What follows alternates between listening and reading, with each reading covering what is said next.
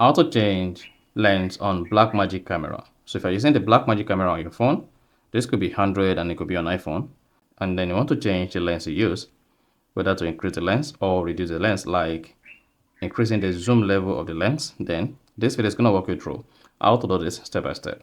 So if at the end of this, you found this often informative, please don't forget to like and then subscribe.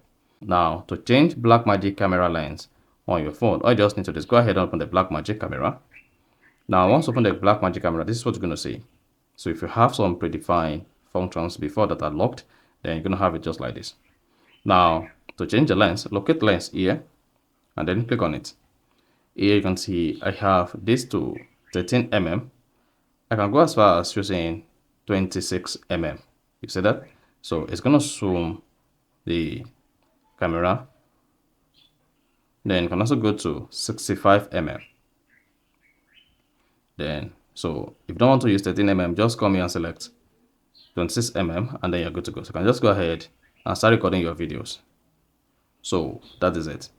So that is basically how you can easily change lens on Blackmagic camera. So if you found this often informative, please don't forget to like and then subscribe.